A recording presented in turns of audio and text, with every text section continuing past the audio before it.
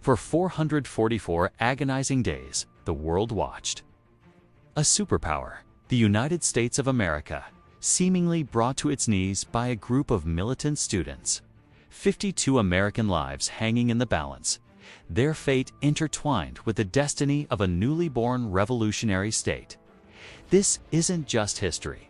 It's a raw, visceral human drama that captivated and horrified a generation.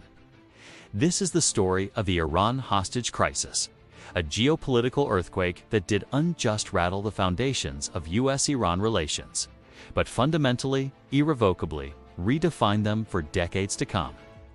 To truly grasp the magnitude of those 444 days, we must first rewind.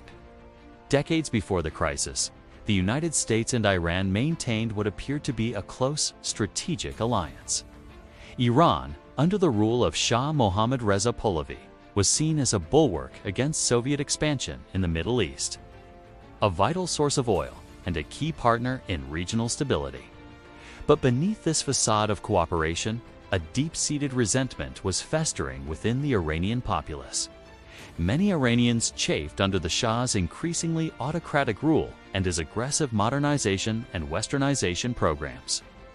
While some embraced these changes, a significant portion of the population viewed them as an erosion of their traditional Islamic values and a blatant subservience to Western powers. The memories of 1953 lingered. A pivotal year when a CIA and MI6-backed coup had overthrown the democratically elected Prime Minister Mohammad Mossadegh, who had dared to nationalize Iran's oil industry. This intervention, which restored the Shah to absolute power, left an enduring scar, fueling a pervasive distrust of American interference in Iranian sovereignty. This wasn't merely historical grievance, 'twas a living wound, passed down through generations, simmering just beneath the surface. This deep-seated anger found its powerful voice in Ayatollah Ruhollah Khomeini. Exiled for over 15 years by the Shah for his fiery denunciations of the regime and its Western ties, Khomeini became a symbol of resistance. He passionately criticized the Shah's policies, branding the United States, the Shah's primary patron, as the Great Satan. His calls for an Islamic revolution resonated with millions across Iran, forging a diverse coalition of disaffected elements, from middle-class liberals yearning for political reform to communist factions, and most powerfully, a burgeoning movement of militant Islamic fundamentalists. By the late 1970s, the simmering discontent erupted into widespread protests, strikes, and civil unrest that paralyzed the nation. Despite diplomatic efforts by the Carter administration to encourage human rights and political reforms within Iran, the revolutionary tide had become unstoppable. In January 1979, the Shah, secretly battling terminal cancer, fled Iran, seeking refuge abroad. Just weeks later, on February 1st, Ayatollah Khomeini returned to Iran from his exile in France. His arrival was met with an almost ecstatic, unprecedented welcome, signaling the triumph of the Islamic Revolution and the dawn of a new era. The new Islamic Republic rapidly moved to dismantle the vestiges of the Shah's regime and to firmly assert its fiercely independent and overtly anti-Western, particularly anti-American, stance. It was against this volatile backdrop that the fateful decision was made, one that would irrevocably ignite the crisis. In October 1979, bowing to humanitarian concerns and the lobbying efforts of influential figures like David Rockefeller and former Secretary of State Henry Kissinger, President Jimmy Carter granted the ailing Shah entry into the United States for urgent medical treatment for his cancer. To the Iranian revolutionaries, this was not an act of compassion. It was a deeply provocative move, immediately interpreted as a cynical plot to restore the despised monarch to power. A chilling echo of 1953, the fury that erupted in Tehran was immediate, widespread, and incandescent. Protests outside the U.S. Embassy, already a frequent occurrence, swelled into an uncontrollable torrent of rage. On November 4, 1979, the boiling point was reached. A determined group of Iranian students, identifying themselves as the Muslim students following the line of the Imam Khomeini. Ardent followers stormed the gates of the U.S. Embassy in Tehran.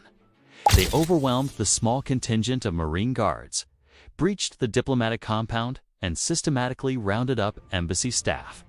In a brazen act that defied international law and diplomatic conventions, they seized the compound and took 66 American diplomats and embassy personnel hostage.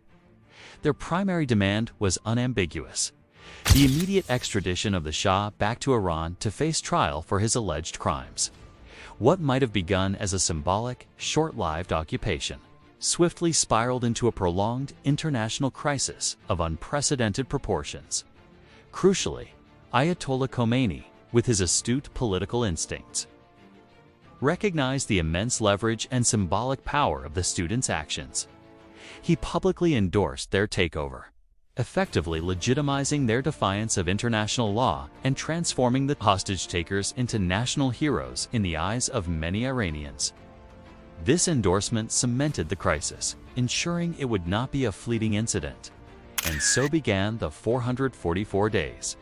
Of the original 66 hostages, 13 women and African Americans were released within weeks, followed by one more sick hostage in July 1980. But the remaining 52 Americans were condemned to an agonizing ordeal, their lives becoming a pawn in a high-stakes geopolitical game. Life for the hostages was a harrowing experience of psychological torment. They endured countless indignities, mock executions to instill fear, prolonged periods of solitary confinement, constant threats to their lives, and severe restrictions on communication with the outside world. They were often blindfolded and paraded before angry, chanting crowds, their faces grim and vulnerable, serving as a powerful visual weapon in Iran's revolutionary narrative. For over a year, they lived in a terrifying limbo, their fate uncertain. Back home in the United States, the crisis consumed the nation. It dominated headlines, gripped television screens, and became a daily, painful obsession. Walter Cronkite, the revered CBS News anchor, famously underscored the nation's agonizing weight by ending each nightly newscast with a simple yet profoundly impactful statement: "And that's the way it is." And the hostages have been held for numbered days. This grim countdown served as a constant, public reminder of America's perceived helplessness. President Carter, facing immense domestic pressure, initially pursued every possible diplomatic avenue. He imposed crippling economic sanctions on Iran, froze billions of dollars in Iranian assets held in U.S. banks, and launched a vigorous international diplomatic campaign, including obtaining to United Nations Security Council resolutions condemning Iran's actions. Yet, Ayatollah Khomeini remained unyielding, seemingly impervious to external pressure, making any peaceful resolution seem impossible. As diplomatic efforts yielded no progress, and with public frustration mounting, President Carter felt increasingly pressured to take decisive action. He approved a daring, highly secretive military rescue mission, dubbed Operation Eagle Claw. The plan was audacious. On April 24, 1980, a team of elite Delta Force soldiers would be dispatched deep into Iranian territory, land covertly in the desert, and then assault the embassy compound to free the hostages. But the mission was plagued by unforeseen complications, a cruel twist of fate in the harsh Iranian desert. A severe sandstorm, unforeseen and unexpected, descended upon the rescue force.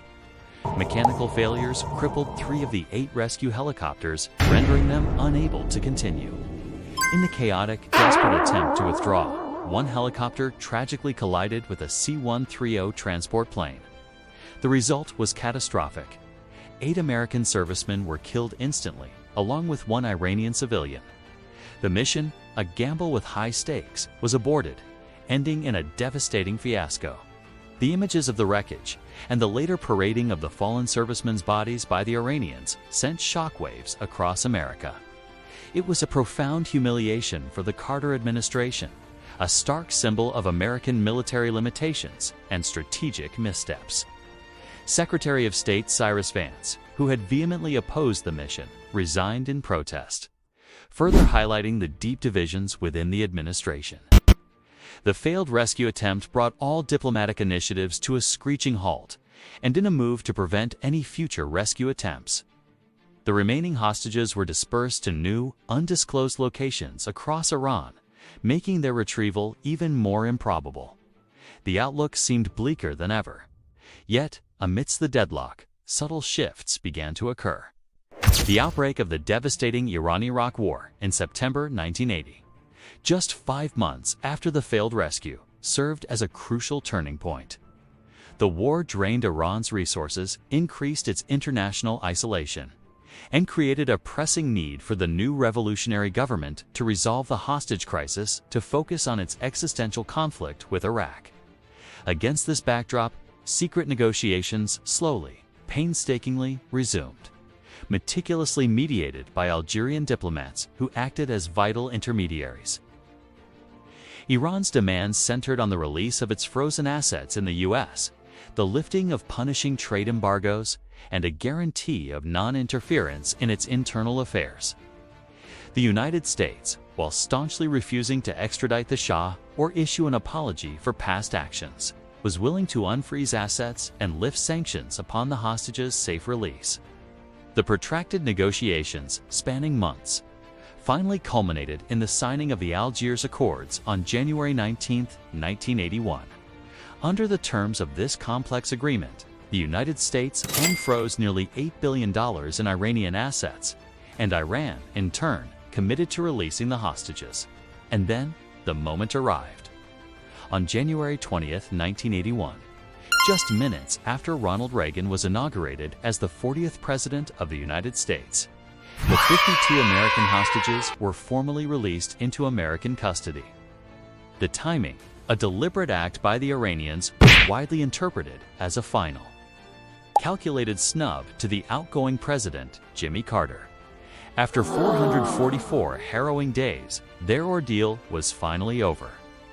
They were flown first to Algeria, then to West Germany for medical evaluation, and finally home to the United States, where they received a hero's welcome from a relieved and grateful nation. The Iran hostage crisis left an indelible, multifaceted mark on both nations and on the broader geopolitical landscape. For President Carter, it was arguably the defining crisis of his presidency, widely contributing to his defeat in the 1980 presidential election. For the United States, it exposed critical vulnerabilities in its foreign policy, intelligence gathering, and military readiness, leading to significant reforms in special operations forces. More profoundly, it permanently poisoned US-Iran relations, establishing a deep-seated animosity, distrust, and lack of direct communication that persists to this very day. The image of the U.S. Embassy as a den of spies and the moniker Great Satan became deeply ingrained in Iranian revolutionary ideology, while for Americans, the crisis solidified a long-lasting negative perception of Iran as a radical, unpredictable adversary. For Iran, the crisis significantly strengthened the prestige and authority of Ayatollah Khomeini and the hardline theocratic forces within the new Islamic Republic.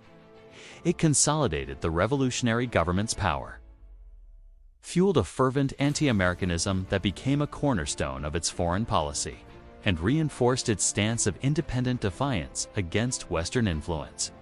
The crisis also ushered in a period of severe international isolation for Iran, further exacerbated by the brutal and protracted war with Iraq.